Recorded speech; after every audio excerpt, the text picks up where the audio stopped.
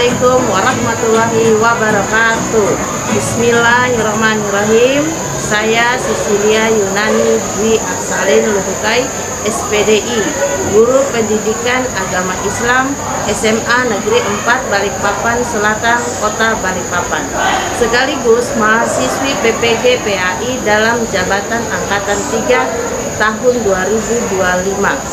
LPTK UINSI Samarinda. Pada hari ini 7 Oktober 2025 saya akan melaksanakan uji kinerja praktek pembelajaran di SMA Negeri 4 Balikpapan Selatan, Kota Balikpapan. Praktik pembelajaran yang saya lakukan di kelas 10.3 dengan materi memahami sejarah masuknya Islam di Indonesia. Mari ikuti video pembelajaran saya.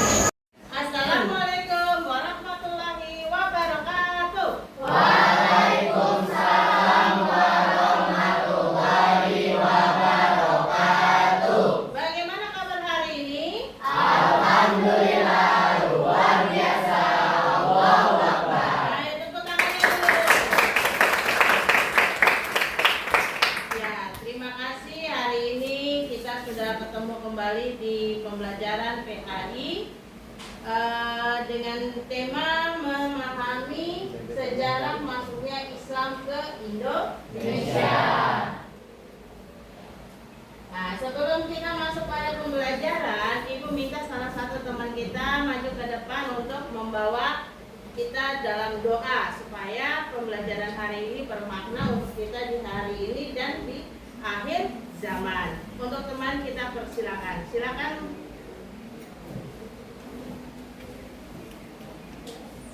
Ya, sebelum belajar baiknya kita berdoa.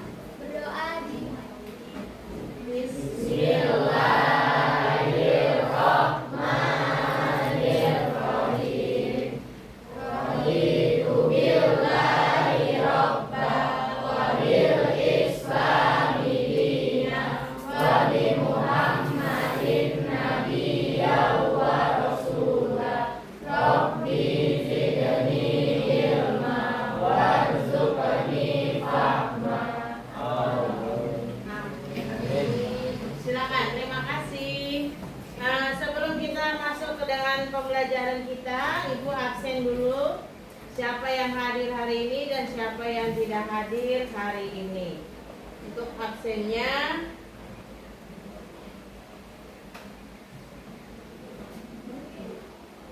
Adinda Aiko, April, Arif, izin? Ya. Terus Azilna, Brilian, kemudian Davina, Delia, Dewa, izin. Khairil, Hadir, Bu. kemudian Novita, Justin, Kristen. Kanza, Muhammad Fahia, Hadir, Bu. Muhammad Fahrezi, Hadir, Bu. Muhammad Rafa, Hadir, Bu. Muhammad Rizki, Hadir, Bu. Nataya, Naura, Nindi, Nur Azizatil, Nurin, Omar, Rahma, Rumaiza, Rizki Fauzan, Hadir, Bu. Safaula, Sahila, Kivano. Hadir, Bu. Ya, terima kasih. Ada teman kita yang tidak hadir hari ini, izin. Ya, semoga urusannya selesai ya. Amin. Kemudian kita masuk pada apakah kalian ingat materi kita minggu kemarin? Ingat, Bu. Tentang apa? Berfoya-foya, ria, sum'at, takabur, dan hasad. Ya. Jadi menghindari penyakit hati, berfoya-foya, ria, sum'at, takabur, dan hasad. Kemudian pengertian dari foya-foya. Siapa tahu foya-foya itu apa? Ada yang tahu? Angkat tangannya, jangan keroyokan, silakan. Ya, silakan. Tidak berlebihan dalam membelanjakan harta termasuk tabir, boros, dan infak berlebihan. Iya, bagus sekali. Tepuk tangan. Kemudian ria dan sum'ah. Ada yang tahu? Ya, silakan. Ria memperlihatkan amal untuk pujian. Kalau sum'ah memperdengarkan atau memberitahukan amal agar disanjung, termasuk syirik kecil. Ya, terima kasih, tepuk tangan. Kemudian takabur. Ada yang tahu apa itu takabur? Ya, silakan Mas di belakang. Takabur atau sombong merasa lebih hebat meremehkan orang lain menolak kebenaran. Iya, hebat. Tepuk tangan. Kemudian yang terakhir adalah hasad. Ya, silakan. Tidak senang atas nikmat orang lain dan ingin nikmat itu hilang. Ya, jadi hasad adalah iri atau dengki, tidak senang atas nikmat orang lain dan ingin nikmat itu hilang. Alhamdulillah, materi minggu kemarin kalian masih ingat semua. Nah, dengan materi penyakit hati ini akan kita masuk dengan materi pembelajaran berikut, di mana para ulama atau para tokoh-tokoh penyebaran agama Islam mereka tidak memiliki sifat-sifat yang tercela ini. Mereka memiliki sifat-sifat yang bagus yang akan Anda pelajari hari ini. Oke, kita lanjut. Ya, ada pertanyaan Ibu untuk kalian. Pernahkah kalian mendengar nama Wali Songo atau Sultan Malik Al-Saleh? Pernah. Oke, tujuan pembelajaran kita hari ini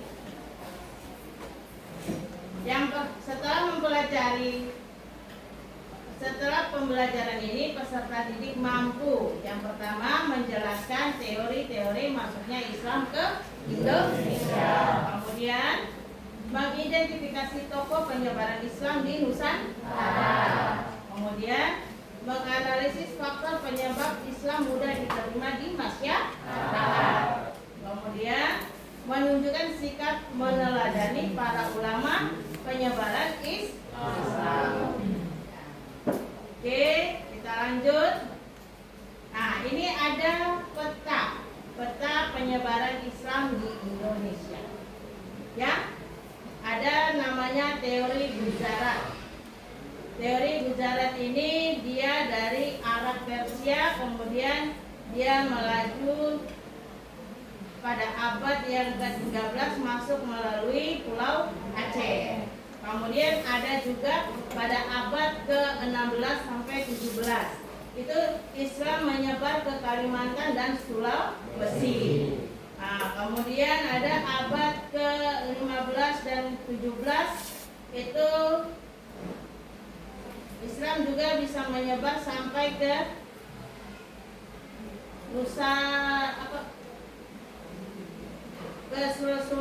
Kesultanan Guatalo, kemudian Kesultanan Samudra Pasai. Nanti kita lihat ini petanya, kita lihat materi pembelajarannya ya. Ya, Islam masuk ke Indonesia melalui proses yang sangat panjang. Nah, penyebaran dilakukan secara damai, terutama lewat perdagangan, pendidikan, dan budaya. Kemudian ulama berperan penting dalam dakwah yang santun dan toleransi. Jadi Islam masuk itu dia melalui dakwah dengan santun dan toleransi kepada agama-agama terdahulu sebelum datangnya Islam. Kemudian ini teori masuknya Islam. Teori masuknya Islam ke Indonesia itu ada beberapa teori. Yang pertama teori Gujarat, Portugis pada abad ke-13 Masehi melalui Gujarat dari India. Kemudian teori Mekah Buya Hamka pada abad ke-7 Masehi dibawa langsung oleh pedagang Arab. Kemudian teori Persia Hussein Bijajaningrad masuk lewat Persia. Ada pengaruh budaya Asia.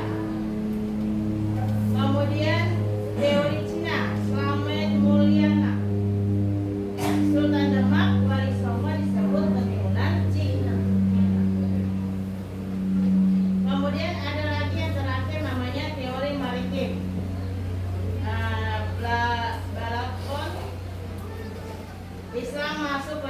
jalur perdagangan laut sejak abad ke-7 Masehi. Kemudian perkembangan Islam di Indonesia. Tumbuhnya Kesultanan Islam Samudra Pasai, Demak, Aceh, Goa, Ternate, Kutai Kartanegara. Kemudian peran ulama besar dalam dakwah, yaitu melewat Wali Songo, Datuk Rinda Bandang, Sultan Malik, Akhir Saleh, dan lain-lain. Kemudian Islam berkembang pesat hingga menjadi agama mayoritas di Indonesia. Lanjut, ini tokoh penyebaran agama Islam. Sultan Malik As-Saleh, pendiri Samudra Pasai pada tahun 1267 Masehi. Kemudian Ibnu Battuta, catatan Samudra Pasai, Bamazak Syafi'i, ya. Kemudian Wali Songo, pelopor dakwah di Jawa melalui seni, budaya, dan pesantren. Kemudian Sultan Alauddin Buah mengislamkan Sulawesi Selatan. Kemudian Datuk Tunggang Paranggang mengislamkan Kutai Kartanegara. Kutai Kartanegara di mana? Di Kalimantan. Kemudian Sultan Zainal Abidin menjadikan Ternate berlandaskan Islam. Nah, kita lihat lagi nilai keteladanan para ulama. Hidup sederhana, kemudian gigih dalam perjuangan, kemudian menguasai ilmu agama, kemudian produktif berkarya, dan sabar menghadapi cobaan, terus menghargai perbedaan, dan berdakwah secara damai. Ya. Nah, ini faktor Islam mudah diterima di masyarakat Indonesia. Yang pertama, syarat masuknya Islam itu sederhana, cuma menyebutkan syahadat, 2 kalimat syahadat. Yang kedua, Islam tidak mengenal masa. Ya, yang ketiga, Islam sesuai budaya masyarakat. Nah, yang keempat, Ulama berdakwah secara yang bijaksana. ya, betul sekali. Kemudian, nah, ini ada pertanyaan yang ingin Ibu tanyakan. Pertama, bagaimana cara Islam pertama kali masuk di Indonesia? Ada yang bisa? Oh iya, Mbak Aziza. Silakan. Boleh berdiri, Mbak Aziza? Cara Islam pertama kali masuk ke Indonesia itu melalui jalur perdagangan, perkawinan, pendidikan, budaya, dan ya, dakwah. Oke, daya dengan tradisi. Nah, dengan adanya itu, Islam itu masuk secara perlahan-perlahan dan bisa memperbaiki sesuai budaya-budaya yang tidak sesuai dengan ajaran-ajaran agama Islam. Kemudian, yang ketiga, teori masuknya Islam. Manakah yang menurutmu paling kuat? Oh, Mbak Aiko, silakan. Menurut saya, teori yang paling kuat itu teori Ishak karena ada hubungan langsung antara Arab dengan Nusantara pada abad ke-9. Oke, jadi menurut Mbak Aiko, silakan duduk. Terima kasih, tepuk tangan buat. Jadi menurut Mbak Iko teori Mekah karena ada jalur perdagangan. Jadi mereka orang Arab itu sambil berdagang, mereka juga menyebarkan agama Islam. Dan kemudian ada juga langsung lewat perkawinan. Selain berdagang, mereka juga kawin dengan orang pribumi. Lalu mereka menetap di Indonesia. Nah, maka di Indonesia adalah terbentuknya agama Islam. Nah, setelah ada yang kawin dengan pribumi, maka muncullah pendidikan. Pondok pesantren didirikan di Nusantara, di Indonesia. Ya kan? Jadi pertama melalui perdagangan, kemudian adanya perkawinan, kemudian adanya pendidikan. Maka dengan itu Islam bisa melaju pesat di Nusantara, di Indonesia. Oke, kita lanjut. Nah, ini ada aktivitas LKPD yang akan Ibu bagi per kelompok. Tolong didiskusikan dengan kelompok. Nanti Ibu bagi, kemudian hasil diskusinya nanti dipresentasikan berdasarkan kelompoknya. Tolong nanti diskusi sama-sama, dibagi tugasnya ya. Ibu bagi dulu. Silakan. Silakan berdiskusi.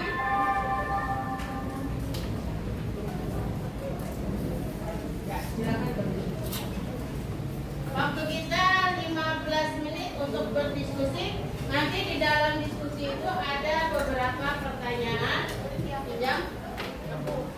Anda bisa cari teori masuknya Islam melalui jalur teori sejarah.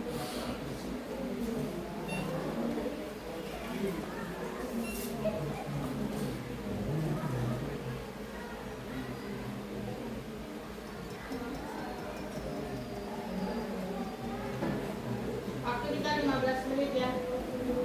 Boleh Anda menggunakan referensi yang lain. Silakan Anda bisa cari referensi yang lain selain menggunakan buku digital. Ada teman yang lain bisa menggunakan referensi yang lain untuk atau artikel, bisa silakan.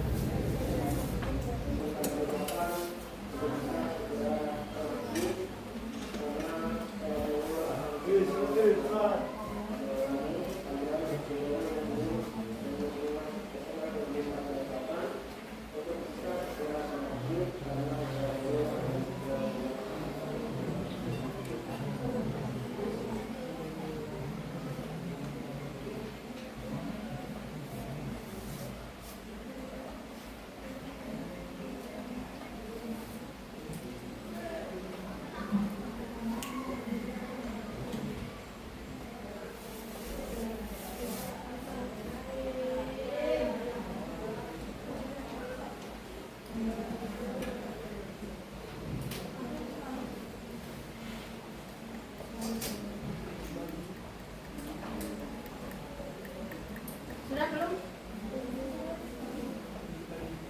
Ada yang sudah siap ngomongnya? Sudah ada yang siap belum? 5 menit lagi.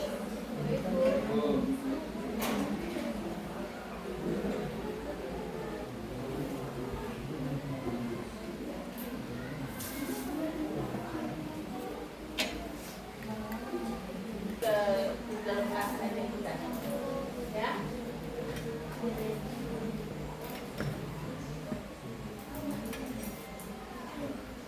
Sudah kelompok 5 sudah? Hah? Oh iya, nanti di akhir baru kita bahas ketika kita sudah selesai.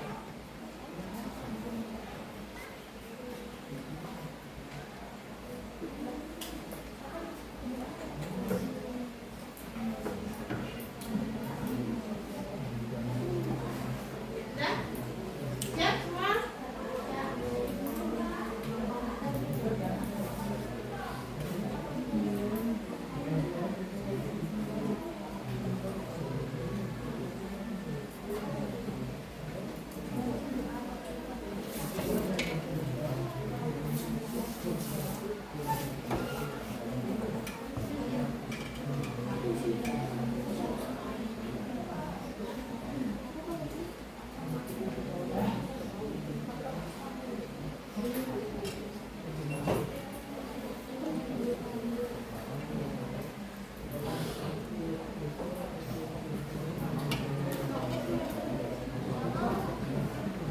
Ayo sudah, ada kelompok yang sudah siap? Silakan untuk maju presentasi.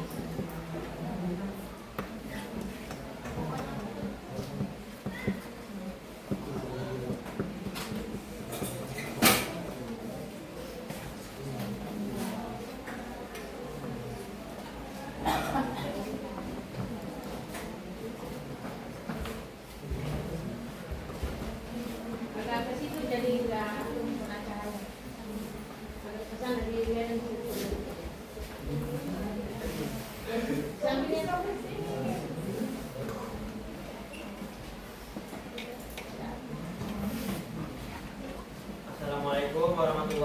wabarakatuh. Waalaikumsalam warahmatullahi wabarakatuh.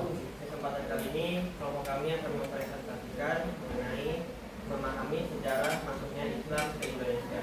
Sebelum itu, perkenalkan, nama saya Omar Feiji. Perkenalkan, nama saya Azatri Pramanda. Nama saya Dianita Nurhayati. Saya Sivan Faidu Utara. Pembahasannya akan dimulai dari Yang pertama, kami akan menjelaskan tentang teori sejarah, yaitu tokoh pentingnya adalah Prof. Hurul. Isi teorinya yaitu teori sejarah menyatakan bahwa Islam masuk ke Indonesia dari India, tepatnya dari wilayah Gujarat, sekitar abad ke-13 Masehi. Islam dibawa oleh para pedagang ke wilayah Nusantara, terutama ke pelabuhan besar seperti di Sumatera dan Jawa. Lalu kemudiannya kelebihannya ada 3. Yang pertama, didukung oleh bukti sejarah dan arkeologis. Yang kedua, kesesuaian jalur perdagangan, dan yang terakhir didukung oleh sarjana darat. Kelemahannya ada 3 juga, yaitu yang pertama mengabaikan peran langsung bahasa Arab, yang kedua tidak konsisten dengan bukti awal masuk Islam, yang ketiga tulisan bukan satu-satunya bukti.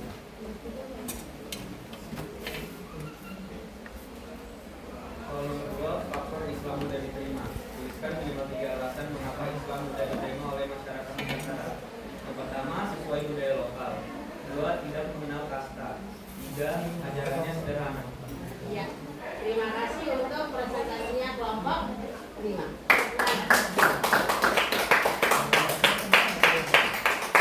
Kelompok 1 sudah siap?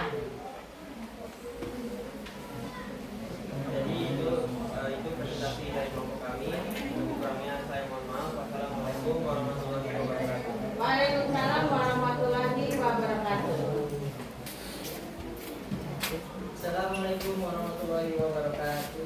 Waalaikumsalam warahmatullahi wabarakatuh. Hari ini kami akan mempresentasikan hasil diskusi kami mengenai tentang memahami sejarah masuknya Islam ke Indonesia. Sebelumnya perkenalkan, nama saya Muhammad Fadila. Nama saya Fauzia Dutri. Nama saya Davina Nurhayati. Bacaan diskusi kami akan dibacakan oleh Arif. Yang pertama yaitu analisis teori masuknya Islam. Teori Persia, tokoh pendukungnya Ruslan Jabir-Diningrat. Disebutnya Islam masuk dari Persia dan berminat hendak ini didasarkan pada sistem meja bacaan tulis Al-Quran. Kelebihannya yang pertama adalah kesamaan budaya Islam antara Indonesia dan Persia. Yang kedua, kesamaan ajaran tasawuf kita. Yang ketiga, tulisan kaligrafi dan bentuk makam. Kekurangan dari teori Persia adalah 1, tidak ada bukti kuat hubungan langsung antara Persia dan Indonesia. Yang kedua, teori ini hanya didukung oleh bukti budaya. Kenapa Islam mulai terima terus? Alasannya yang pertama, penyebarannya dilakukan dengan damai. Yang kedua, ajaran yang mudah dipahami. Yang ketiga, dapat menyesuaikan dengan budaya lokal. Sekian dari presentasi kami. Mohon maaf jika ada salah kata. Wassalamualaikum warahmatullahi wabarakatuh. Waalaikumsalam warahmatullahi wabarakatuh. Ya, sudah kita dengar hasil presentasi dari kelompok masing-masing. Maka itu kita akan masuk pada kegiatan terakhir, yaitu setiap kelompok bisa membaca hasil refleksi dari hasil diskusi mereka. Silakan mulai dari kelompok Mbak Aziza. Apa hasil refleksi yang tadi didiskusikan? Berdiri.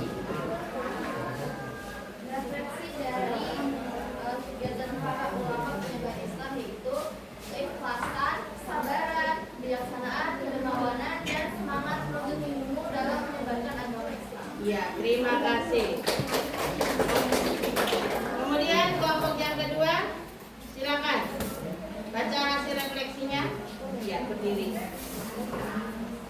Hasil refleksi dari kelompok kita itu pertama, sabar, ikhlas, toleran, berilmu dan berdakwah dengan cara yang damai. Iya, tepuk tangan, bagus sekali. Ya, kelompok berikut, silakan.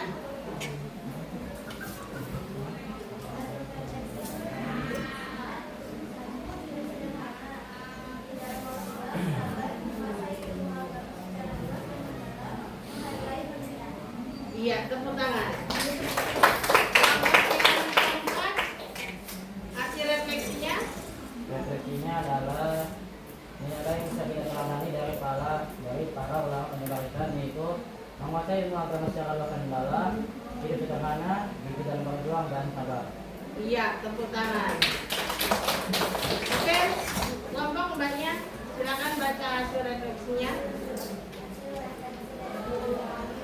Para ulama menyebarkan Islam ini memberikan banyak pelajaran mengajar dan kita.